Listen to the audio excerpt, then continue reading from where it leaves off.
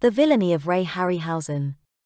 Ray Harryhausen, 1920 to 2013, was a visionary creator of special effects in the movie world. While he certainly wasn't the first person to use stop-motion animation, he nevertheless turned it into an art form beyond anything that had been done previously. He was, to his forerunners in movie special effects, what Frank Frazetta's artwork was to, well, me age 10 with a pencil. He is also responsible for some of the most enduring monsters and villains in movies right up until the time CGI became a thing and took over. Originally inspired by 1933's King Kong, Harryhausen met and took advice from the animator of that movie and began honing his own art. It wasn't long before the cinemas were replete with Harryhausen horrors, some of which I've catalogued herein. The Beast from 20,000 Fathoms. A ferocious dinosaur awakened by an Arctic atomic test terrorizes the North Atlantic, and ultimately, New York City. Harryhausen's first feature film with him at the helm, he had worked as an assistant on earlier movies. This involved the use of dynamation, where he cleverly split foreground and background footage, and then magically sandwiched his animated creatures between them, blending perfectly into the scene. The animation was not utterly seamless, but the movie was a moderate success, with significant kudos paid to the effects. The Seventh Voyage of Sinbad. When a princess is shrunken by an evil wizard, Sinbad must undertake a quest to an island of monsters to cure her and prevent a war. In this there were dragons, a cyclops, a gloriously overwrought fight against skeletons, a Harryhausen favorite, and numerous other monsters. This is probably one of my favorite Harryhausen movies, and his first film in color. It is also the first of the Sinbad movies he would work on. The others took a rather different tone. It is at this point that his foreground-background technique was named dynamation, and marketed as a means to sell the idea of the movies as effects masterpieces.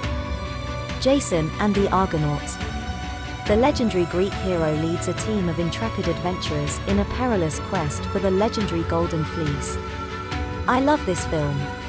While it was flawed, didn't end in a particularly satisfying way, and I was a bit ho-hum about the hero himself, it did have Talos, the giant bronze statue that chases the Argonauts around an island. It also has harpies, and the Hydra. And another fight with skeletons, of course. The Golden Voyage of Sinbad.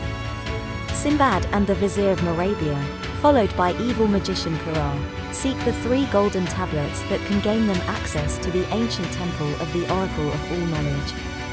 With 6 armed goddesses, fighting with 6 swords, and Tom Baker of Doctor Who fame as the primary villain, this movie became a box office success.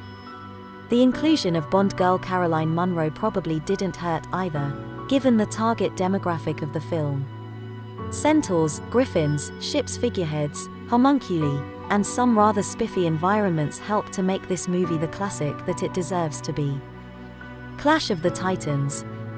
Perseus must battle Medusa and the Kraken to save the Princess Andromeda.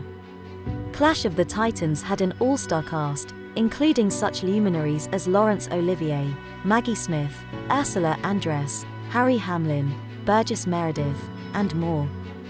It also had a Pegasus, the villainous Calibos, and the terrifyingly well-delivered Medusa.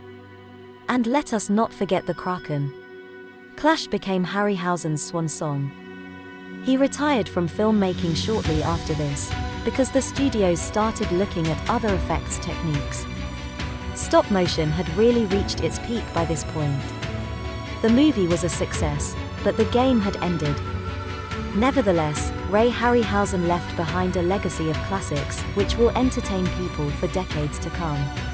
I get many fan letters from young people who say that our films influence their life, influence them growing up, and it's a delight to know that we made more than just an hour of entertainment.